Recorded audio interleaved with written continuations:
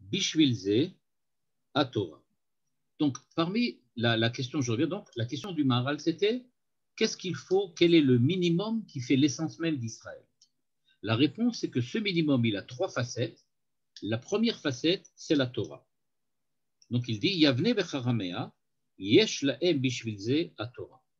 Donc, ce dont on parle ici, c'est pas qu'il faut sauver la Torah, mais qu'il faut sauver les porteurs de la Torah, c'est-à-dire ceux qui sont capables d'enseigner, d'inculquer la Torah à Israël. C'est la première modalité de cette chose, qui est donc, on va appeler l'essentiel d'Israël.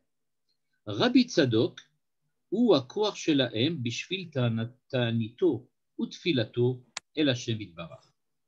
Donc, il y a ceux qui savent inculquer la Torah, ceux qui sont les porteurs de la tradition de la Torah, et il y a ceux qui sont, ou l'homme qui est, on va dire comme ça, Rabbi Tzadok, le porteur de la tradition de la Tfila. Donc, savoir étudier, être capable d'étudier, mais aussi être capable de prier. Troisième niveau, ou troisième facette, Shushalet de Rabban Gamliel. Là, il nous répond quelque chose de très, très spécial. Il dit Akiyum Shelahem Mitzadatzman. Eux-mêmes. Il a demandé à sauver la descendance de Rabban Gamliel pour eux-mêmes, pour la descendance. Ils ne représentent pas quelque chose. Ils ne représentent pas la manière de prier ou la manière d'étudier. Ils représentent ce qu'ils sont, du point de vue humain, pour ces personnes-là, pour ces personnages, pour ces personnalités. Et dit le Maharal, Mipne Chashivut Ma'alatam, parce que c'est des gens importants, ils font partie de la famille, on va dire comme ça. Ils font partie de la famille importante, une famille de princes, chez Em Nesiim, chez Yesh Lahem Atokef Mitzad Atzma.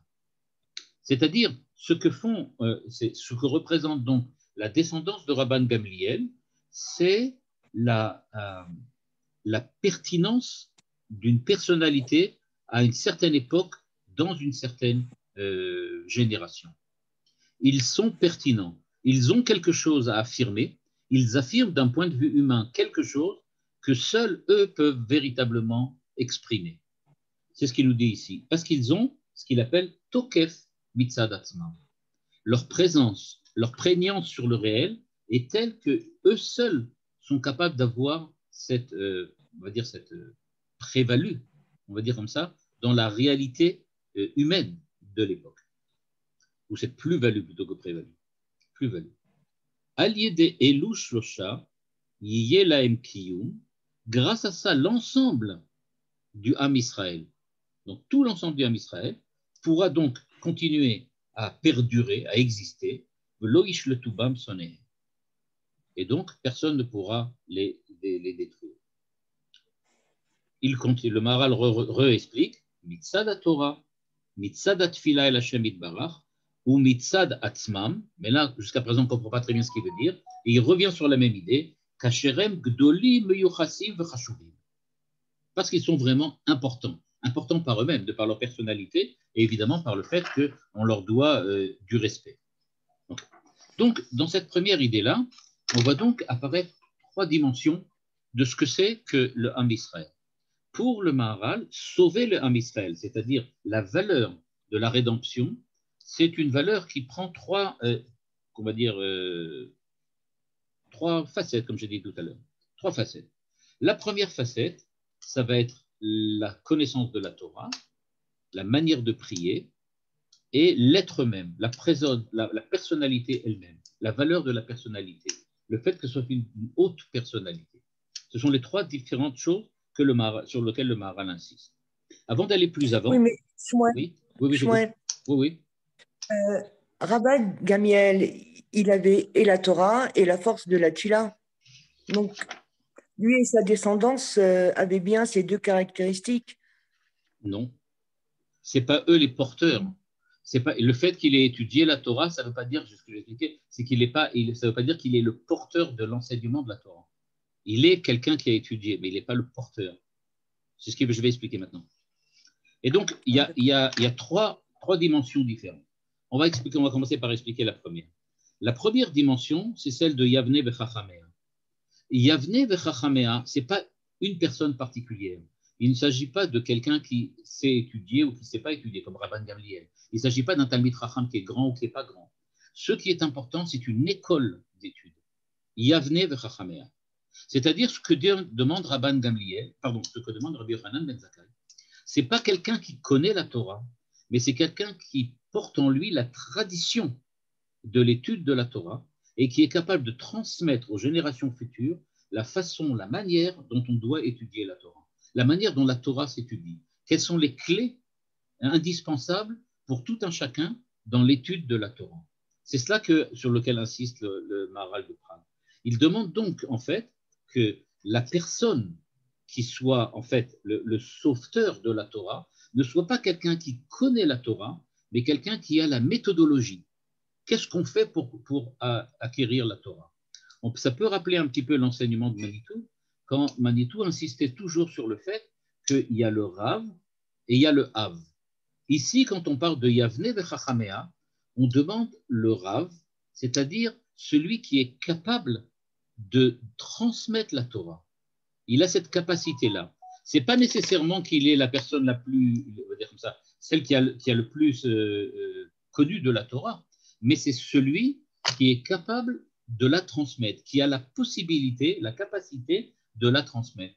Je dirais qu'ici, l'idée de Yavne vechachamea, c'est que ça ne se focalise pas sur une personne en particulier, mais sur une école, une certaine méthodologie. C'est en fait ça ce qu'il demande. Comment on étudie la Torah? Il faut que ça puisse continuer à se transmettre.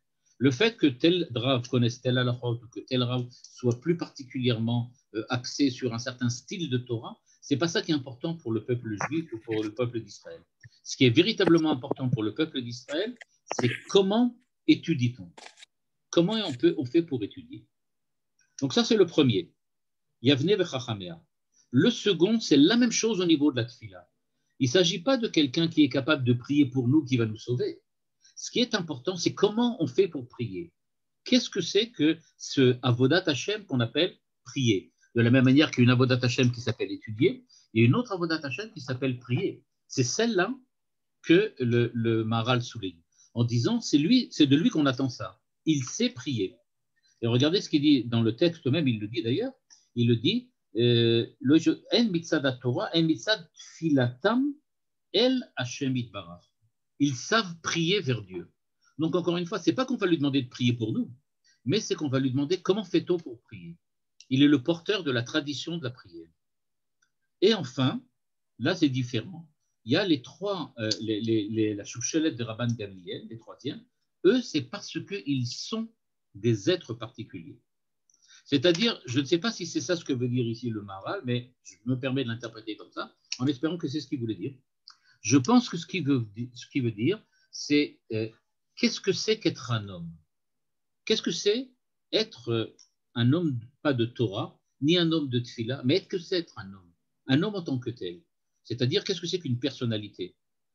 Avoir une personnalité, c'est de quoi parle-t-on? C'est ça ce qu'on veut apprendre de la chouchelette de Rabban Gamliel. C'était des hommes qui avaient cette capacité d'être véritablement une représentation, ou on peut dire une expression de ce que c'est que l'humanité la plus parfaite. Pas l'humanité la plus intelligente, la plus savante, ou la plus, on va dire comme ça, qui adhère le mieux à Dieu. On ne parle pas de Dvekut Bachem, ça on verra plus tard. Mais pour le moment, on a l'impression en tout cas que le Maharal insiste plutôt sur le fait que ce sont des hommes particuliers. Et donc en fait, on a comment prier, comment étudier, comment être un homme. Et c'est ça que le Rabban David Yochanan ben Zakkai demande de sauver, parce qu'il dit en fait, la réalité d'Israël, s'il lui manque une de ces, on va dire comme ça, fonctionnalités de prière, d'étude, ou, on va dire comme ça, de l'expression éthique et morale, comment être véritablement quelqu'un, eh bien, il manque quelque chose d'indispensable, et donc Israël ne sera plus jamais Israël. Et c'est donc pour ça qu'il demande à ces trois personnalités. Donc ça, c'est la première explication. Est-ce que c'est clair ou vous voulez des éclaircissements ou bien il y a des choses que vous avez compris ou pas compris? Okay. Tout est clair? Eh bien, on continue. Oui. Ok. Vekacher tavin veteda. Maintenant, le Maharal passe à un deuxième niveau. Il dit Kasher tavin veteda ki lekach bachar be'elu shlosha devarim. Deuxième explication. Chez Elu ashlosha, muchanim sheyase Hashem itbarach imahem chesed, veyase din besonehem, veyirachem alehem shelo yeshlutu ba'am sonehem, ve'em chesed dim verachamim, shakadosh baruch hu noeg im ru'av le'atzil otam min hara. Maintenant, le Maharal nous dit, si tu regardes bien, ces trois dimensions, elles ont trois arrière-plans, on va dire comme ça, au niveau de la Kabbalah, au niveau de la Chokhmah, qui sont Chesed, Din, Verachamim. Qu'est-ce que ça veut dire Chesed, Din, Verachamim? C'est-à-dire que l'expression de ces trois choses, la prière, l'étude, on va dire la fonction morale et éthique, la fonctionnalité morale et éthique, il dit en fait ces trois choses relèvent de ce qu'on appelle Chesed, Din, Verachamim. Pour le Maharal, en fait, Dieu s'exprime dans le monde toujours selon ces trois dimensions-là. Chesed, Din, Verachamim, l'unité, l'un, est fondé de trois. Ce qui est un est toujours Chesed, Din, Verachamim. On a tendance à expliquer Chesed, Din, Verachamim de la façon dont Dieu agit envers nous. Et le Maharal dit qu'effectivement, c'est comme ça. Et c'est trois choses qui correspondent à trois manières, on va dire comme ça, à trois manières d'être digne de recevoir, d'acquérir le Chesed, Din et Rachamim d'Akadosh Baruch Hu. La Hanaga d'Akadosh Baruch Hu, le régime divin dans le monde, est un régime qui, d'une certaine manière, s'investit toujours dans le monde selon trois axes bien différents. Un axe dans lequel Dieu donne, un axe dans lequel Dieu, on va dire comme ça, limite ce qu'il donne, et enfin le troisième axe qui est l'axe de la Rachamim. Donc le premier c'est Chesed, c'est le don. Ensuite il y a Din qui est la limitation, on se limite dans ce qu'on fait. Et enfin la troisième qui est Rachamim, qui est le don limité, la fusion entre les deux, la synthèse entre les deux, mais qui est aussi une troisième dimension un petit peu différente, c'est-à-dire de savoir limiter en respectant le Rachamim, en le respectant le Chesed, et de savoir donner en respectant le Din. Il ne s'agit pas de donner puis de limiter, mais c'est de donner en limitant et de limiter en donnant. C'est quelque chose comme ça. Donc il y a donner, il y a limiter, et il y a donner en limitant et limiter en donnant. C'est les trois fonctions. Okay? Et donc, c'est ce que dit ici le Maharal, et il va nous expliquer évidemment tout de suite en quoi, effectivement, ces trois dimensions se retrouvent au niveau de Am Israël, dans ces trois capacités. La première, à prier, à étudier la Torah, et ensuite à être, tout simplement, à exister selon l'idéal de Dieu. Première dimension, Veyadoua, qui a Chachamim dvekim bemidat ha-chesed. Comme il est écrit, Kol haosek batorah balayla, Kadosh Baruch Hu moshech alav chut shel chesed, kedirtiv, yomam yetzaveh Hashem chazdo. Velama, mipnei de belayla, shiro imi, de'ainu, shira shel Torah imo, shatorah nichet Torah chesed, shenema, Torah chesed al-leshona, uleficha ratza beyavne vechachamea, shiu dvekim bemidat ha-chesed. Donc, il dit, Midat ha-Chesed, c'est la Torah. Pourquoi la Torah? Parce que, dit le Maharal, les versets nous expliquent bien que quand tu étudies la Torah, tu es rattaché, tu es d'avec, okay? Tu adhères, c'est-à-dire que tu es en symbiose, on va dire en français. Okay? L'adhésion, dvekout, c'est plutôt une symbiose, une espèce de lien, de relation, fusion comme ça, entre les deux. Okay? Et donc, cette symbiose entre le Am Israël et la Torah, c'est ce qu'on va appeler Chesed. Pourquoi? Encore une fois, parce que quand tu étudies, tu as le Chesed. Maintenant, qu'est-ce que ça veut dire que la Torah chut shel Chesed? Ou bien, Kol haosek batorah balayla, chut shel Chesed. Qu'est-ce que ça veut dire ici? Ce qu'on vient apprendre ici, à mon avis, c'est ce qui est lié à la suite du Maharal, quand il parle de Shira, qui est appelé Torah Chesed. C'est-à-dire que l'étude de la Torah, ou la manière, il faut se rappeler que ce qu'on a vu jusqu'à présent, c'est que les Yamne Vechachamea, ce n'est pas des gens qui connaissent la Torah, mais c'est des gens qui étudient la Torah. C'est pour ça que les exemples que nous ramène le Maharal ici et les sources sur lesquelles il assoit son raisonnement sont toutes des sources dans lesquelles on parle de gens qui étudient la Torah, pas qui la connaissent. On dit, je relis encore une fois, Veyadoua ki hachachamim devekim bemidat hachesed. Devekut. Pourquoi? Kol haosek batorah balayla. On parle de l'étude. Parce que jusqu'avant, on a bien dit, les Yavne Bechachamea, ce n'est pas des gens qui connaissent la Torah, c'est des gens qui l'étudient, des gens qui font essai à Torah. Le Maharal, pour lui, essai à Torah, c'est la seule façon, d'ailleurs, dans laquelle on peut étudier la Torah. C'est l'Itasek. Donc, ce dont on parle ici, c'est donc des gens qui sont mitaskim batorah. Qu'est-ce que ça veut dire des gens qui sont mitaskim batorah, essek à Torah? Le essek, aux yeux du Maharal, c'est pas simplement d'étudier dans le sens connaître, c'est-à-dire je prends le temps de connaître, de savoir, d'étudier, mais il s'agit de connaître pour faire devenir la Torah quelque chose qui soit présent en nous. On ne veut pas simplement étudier la Torah pour la connaître, on veut étudier la Torah pour qu'elle soit partie intégrante de notre personnalité. Mais ce n'est pas la personnalité éthique et morale dont on va parler par la suite avec la famille de Rabban Gamliel. Ici, il s'agit que l'étude de la Torah soit quelque chose qui transforme la personnalité. Pas la connaissance de la Torah, mais l'étude. Un petit peu comme la philosophie, ce n'est pas la connaissance de la sagesse, mais c'est l'amour de la sagesse. Ce qui est souligné ici, c'est, aux yeux du Maharal, le mouvement vers. Il faut qu'il y ait un mouvement vers la Torah. Ce qui fait la capacité de ces hommes à recevoir le chesed d'Akadosh Baruch Hu, c'est le mouvement qu'ils entreprennent pour aller vers la Torah. Pas par le fait qu'ils connaissent tel ou tel halachot, ou tel gemara, ou tel passage du Zohar. Ce n'est pas le fait de leur connaissance, c'est le fait de la relation permanente qu'ils entretiennent avec l'étude de la Torah.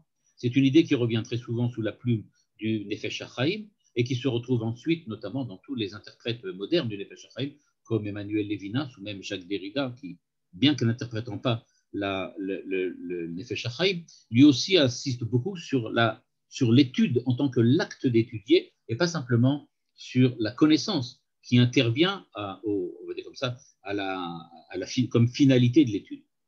Comme si l'étude était une finalité en elle-même et pas la connaissance. Donc, le Maharal nous dit ici, si quelqu'un est dans un état pareil, dans une situation pareille, et que dans cette situation, il est donc capable d'étudier la Torah comme le font l'école de Yavne, eh bien, dit-il, Yomam Yetzave Chazdo, etc., Mipne Balayla Shiroimi, Yashira Shel Torah Imo. La Torah qui amène le chesed d'Akadosh Baruch Hu, c'est-à-dire ce qui fait que Dieu donne, on va dire, c'est le fait que l'homme s'ouvre au don permanent de Dieu. Dieu ne donne pas particulièrement plus ou particulièrement moins ce soir-là.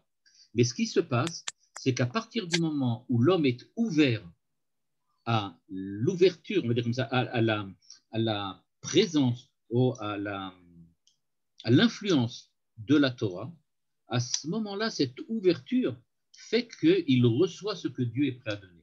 Parce que la Torah, nous dit le Maharal ici, enfin par ailleurs, mais ici il ne le dit pas, mais c'est sous-entendu dans le texte, parce que la Torah, il s'agit beaucoup plus que simplement un livre de sagesse. Il s'agit véritablement d'une dvekut, d'une adhésion, d'une symbiose. Il s'agit d'être en symbiose avec la volonté divine. Le don dont on parle ici, c'est le fait que Dieu te donne la réalité de ce que tu es. En fait, on reçoit notre vie, on reçoit notre existence. Mais est-ce qu'on la mérite? C'est une question que Manitou posait souvent. Est-ce qu'on mérite d'exister? On doit prouver qu'on mérite d'exister. Pour prouver qu'on mérite d'exister, alors on est ouvert. On mérite d'exister, c'est-à-dire qu'on prouve qu'on est véritablement ouvert à l'existence. Cette existence, on la mérite parce que, précisément, on y est ouvert. On est capable de la recevoir, de la percevoir, de la vivre, de l'accompagner. Eh bien, ce que nous dit ici le Maharal, c'est ça ce qu'on attendait des Yavne Bechachamea, et c'est pour ça qu'il y avait Chut Shel Chesed. Le don que Dieu a donné au moment où les hommes étaient attachés à l'étude de la Torah, c'est précisément le fait que la fonctionnalité de l'étude de la Torah arrivait à sa plénitude. Quand on est capable véritablement d'étudier, alors il y a un don. Ce don, c'est le fait qu'on est ouvert et que Dieu donne, parce qu'il est toujours prêt à le faire. Simplement, il faut être capable de recevoir ce que Dieu est prêt à donner. Quand est-ce que je suis capable de le recevoir? Quand je suis ouvert à ce qu'il me donne. Si je suis ouvert à ce qu'il me donne, alors je suis véritablement dans le cadre, on va dire comme ça, dans l'espace d'étude tel que Dieu le préconise. Et donc, tu veux dire que le chesed de Dieu est sélectif? Il n'est pas sélectif, au contraire. Je veux dire qu'il n'est pas non, sélectif, mais que c'est celui qui l'accepte ou qui ne l'accepte pas, qui sélectionne si oui ou non il va l'accepter ou pas.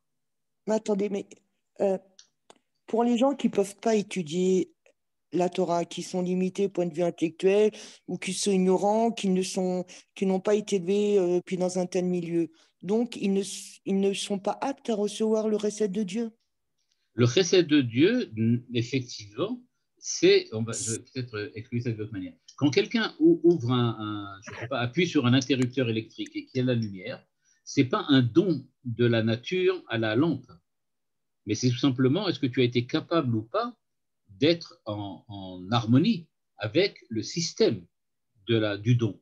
C'est-à-dire que ce don dont on parle, c'est pas un don qui est donc je réfléchis puis je donne, mais c'est que nécessairement tu recevras ce que tu dois recevoir si tu es prêt à être ouvert à ce que tu vas recevoir. Et quelqu'un qui ne peut pas, indépendamment du fait qu'il est, on va dire comme ça, qui perd peut-être un certain nombre de capacités, mais quoi qu'il en soit, il ne reçoit pas ce qu'il ne veut pas recevoir ou ce qu'il ne peut pas recevoir. Mais le recette de Dieu ne se déverse pas sur Israël de façon collective, mais individuelle. Il se déverse de façon collective, mais ce sont des individus qui le récupèrent ou pas. C'est toujours là, mais si tu veux ou tu veux pas, ça dépend que de toi. C'est ça ce qu'il veut dire ici. Ça. Comment? C'est compliqué. C'est compliqué et difficile à admettre. Parce qu'il y a toute une tranche de la population qui n'est pas restreinte à la Torah, à étudier puis la Torah, par exemple les femmes. Ce qui veut dire alors, ça voudrait dire que le chesed de l'étude de la Torah, effectivement, il est on va dire comme ça, en relation avec ceux qui ont l'obligation ou la fonction d'étudier la Torah. Si une femme, elle n'a pas la fonction d'étudier la Torah, ça veut semble-t-il dire que cette manière d'adhérer à Dieu lui est pas nécessaire. Et elle en a une autre, semble-t-il. D'après le Rav Kook, et qu'elle reçoit quand même. Qu'elle reçoit d'une autre manière, avec une autre façon d'agir. C'est indépendant de ça. Mais ce que la Torah peut donner ou apporter, c'est d'après Yavne et Chachamea. C'est Yavne. La différenciation entre les hommes et les femmes, elle ne passe pas seulement par le fait que le physique est différent ou que certains disent que même quelquefois au niveau de la psychologie, il peut y avoir des différences. C'est pas ça. Par exemple, ici, la fonctionnalité n'est pas la même. Il y a une fonctionnalité, on va dire comme c'est une fonctionnalité pas religieuse, une fonctionnalité de la relation avec Dieu qui est différente. Un homme et une femme ne sont pas de la même manière en relation avec Dieu. Okay. Peut-être parce que l'homme était effectivement, il est formé de deux facettes, donc différentes au départ. Donc ça, c'est la première idée sur le chesed. Donc, le chesed, c'est Yavne v'chachamim.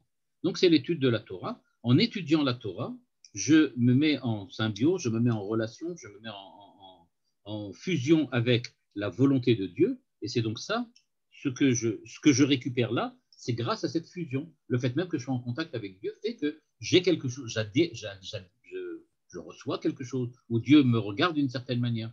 Toutes ces expressions qu'on peut utiliser et qui sont plus ou moins toutes les mêmes. Ce que j'essaye surtout ici, c'est de montrer que quand on parle de Laïla Shiro Imi, l'étude de la Torah n'est pas seulement une étude intellectuelle, j'aurais pu dire comme ça, un peu sèche ou un petit peu éthérée ou abstraite. On parle de Shiro Imi. Il s'agit de chants, de poésie. Donc on voit très bien qu'un poète, quelqu'un qui écrirait un poème, ou quelqu'un qui lirait un poème, ou qui vivrait un poème, ne le vit pas, ne le lit pas, ou ne l'écrit pas comme on écrit un livre de maths ou qu'on résout un problème de physique. C'est pas du tout ce système-là. C'est tout à fait autre chose.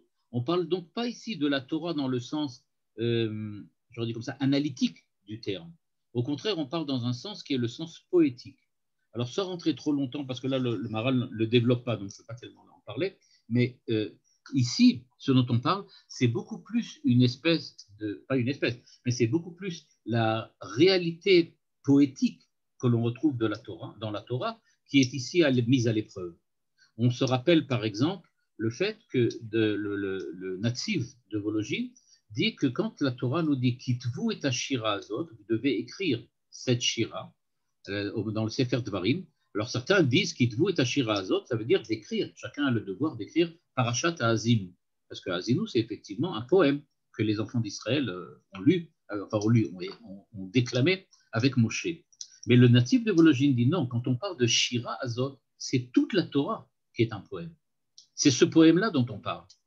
Okay. Et donc, ici, on peut dire que c'est la même idée que reprend le Maharal quand il cite ce verset en disant la Balaïla Shiroini, pour dire que la relation particulière qui doit se fonder grâce à la méthodologie de l'étude de la Torah, c'est quelque chose qui relève du niveau poétique, de la réalité poétique, et pas vraiment de la réalité, on va dire comme ça, de la réalité analytique. Ce n'est pas simplement de l'étude, de quelque chose de raisonné, quelque chose de mathématique, mais il s'agit de quelque chose qui relève du niveau de la poésie. Et donc, la différence entre les deux, c'est qu'il ne s'agit pas de comprendre quelque chose, mais c'est quelque chose qu'il faut ressentir, quelque chose dans lequel les mots sont l'expression de quelque chose qui dépasse les mots. Ici, la méthodologie comment ça s'appelle, de Rabbi Yochanan, pas de Rabbi Yochanan Ben Zakkai, mais de Yavne Vechachamea, leur méthodologie, c'est une méthodologie qui doit avoir pour rôle d'amener l'homme à une saisie, on va dire comme ça, lyrique et poétique de la Torah, et pas seulement une manière, on va dire comme ça, connaître les halachot, connaître les marchavot et savoir raisonner. Il ne s'agit pas de raisonner, il s'agit de lire la Torah comme on lit un poème. Balaïla Shiroïli. Et donc c'est cela qui donne la véritable dvekut. La dvekut, donc, c'est quand on est capable de faire passer dans un monde dans un monde intellectuel, un monde d'idées, dans lequel les mots expriment plus que ce qu'ils disent véritablement, comme dans un poème où on parle par métaphore. La métaphore, par exemple, c'est comment dire avec certains mots quelque chose d'autre que ce que les mots veulent dire. C'est précisément les ouvrir à autre chose. Quelqu'un qui arrive à rentrer en symbiose avec les idées d'un poète, quand je parle des idées, c'est avec l'expression, ce que le poète veut exprimer, eh bien, il est au-delà de ce que les mots veulent dire. C'est-à-dire, si je prends le mot, je ne sais pas moi, l'albatros de Baudelaire, eh bien, dans l'albatros de Baudelaire, ce qui va véritablement être exprimé par l'albatros, par exemple, c'est le cas du poète, il n'y a pas besoin de dire plus que ce que Baudelaire dit. Quand il parle des longues ailes qui l'empêchent de voler, etc., il parle bien ici du fait que le poète peut exprimer beaucoup plus que ce qu'il a, mais quelquefois c'est une certaine lourdeur. Dans le monde de la réalité, on ne comprend pas très bien ce qu'il veut dire, mais en fait, grâce à cela, il peut s'élever dans les airs et se déplacer là où personne ne peut le faire quand il est les pieds sur le terre. Donc, c'est un peu ce que veut dire ici le Maharal quand il parle de Balaïla Shiroïm. Il y a l'expression d'un au-delà de l'expression. C'est ça l'étude de la Torah, mais c'est surtout ça la méthodologie de Yavne Bechachamea. Ce sont ceux qui sont capables de faire dire aux mots plus que ce que les mots disent, de nous ramener le contenu qui dépasse le contenant. Ok, tout ça c'est un petit peu paradoxal, mais le Maharal ici ne l'exprime pas vraiment, donc je ne peux pas dire plus que ce que je dis là. Ça c'est la première dimension. Deuxième dimension, c'est Rabbi Tzadok. Ve'acharkar, dit le Maharal, Rabbi Tzadok mashlim amida ashnia midat adin. Rabbi Tzadok, c'est la mida, la vertu de la limitation. Qu'est-ce que ça veut dire la vertu de la limitation? Le don est infini. Plus tu es ouvert, plus tu reçois. Dans le sens qu'il n'y a pas de limitation au fait de recevoir. Je vais peut-être dire une chose qui n'est pas vraiment... pardon? Là, je vois. Et donc, il y a ici, donc, on parle ici de dépasser les limites. Le don, c'est un dépassement des limites. J'ai dit, c'est exprimer ce qui est inexprimable, ce qui est ineffable. Mais là, maintenant, on va parler du limitatadé. Qu'est-ce que ça veut dire? Beta'anito shaya mitane Bishvil zei meshalem yashlim midat adin, ma'ikoach ta'anit. Point. C'est là où il est. Le ta'anit. Qu'est-ce que c'est que le jeûne? Le jeûne, c'est effectivement l'expression, donc c'est l'expression de quelqu'un qui ne veut pas manger, donc quelqu'un qui se morfond, on va dire d'une certaine manière, quelqu'un qui s'impose un certain nombre de souffrances. Il s'impose un certain nombre de souffrances et en s'imposant un certain nombre de souffrances, en limitant son corps, à ce moment-là, il arrive à développer, à libérer quelque chose. Et regardez comme les idées se rejoignent dans le cadre de l'enseignement du Maharal, parce que, en fait, celui qui jeûne se libère. Le jeûne devient une véritable libération. Et donc, puisque l'homme se libère par le jeûne, par la limitation, il s'agit d'une limitation qui est ouverture, un retrait qui est avancé. C'est-à-dire, je me restreins pour pouvoir recevoir plus. La notion de Tzimtzum chez le Harizal, pardon. Mais donc, ce que nous dit ici le Maharal, la tfila de Rabbi Tzadok, c'était cela. La tfila de Rabbi Tzadok, c'est-à-dire la manière dont le Rabbi Tzadok priait, c'est le jeûne. Qu'est-ce que ça veut dire? Ça veut dire que la prière qu'il émettait vers Dieu, c'était l'expression du fait qu'il se limitait face à Dieu. Il était face à la transcendance, il était face à Dieu, il était face à l'infini. Et donc, il se savait petit, il se savait limité. Lui limité face à l'illimité. Lui fini par rapport à l'infini. Ici, infini dans le sens n'est pas fini. Et donc, quand il en arrive, on va dire comme ça, à être l'homme du jeûne, c'est-à-dire qu'il est l'homme de la limitation, celui qui sait se dépasser en se limitant. On va dire comme ça, grâce au fait que cet homme, Rabbi Tzadok, était capable de surmonter toutes ces velléités de vouloir se répandre, de vouloir s'épancher vers l'extérieur, il se retient lui-même, il se met en retrait. Le fait de se mettre en retrait, c'est ça qui fait qu'il est capable d'être ouvert à ce que Dieu peut donner. Mais il est ouvert à Dieu dans ce que Dieu donne au niveau de Midat Adin. C'est-à-dire qu'il est capable de se limiter. Dieu donne aussi la limitation. S'il nous donnait trop, on ne serait pas capable de recevoir, schématiquement parlant. Okay? Et donc, ici, ce que fait le Maharal, c'est de nous dire il est capable d'être lié à cette capacité de limitation. Et donc, il est lié avec le fait que Dieu, même quand il donne l'infini, il est capable de passer de l'infini à l'infini. C'est-à-dire, il passe de infini dans le sens ce qui n'est pas fini, la négation du fini, in du fini, c'est-à-dire la négation du fini, il devient infini, en anglais infini, ce qui est dans le fini. Il est capable de retrouver dans la finitude quelque chose qui dépasse la finitude.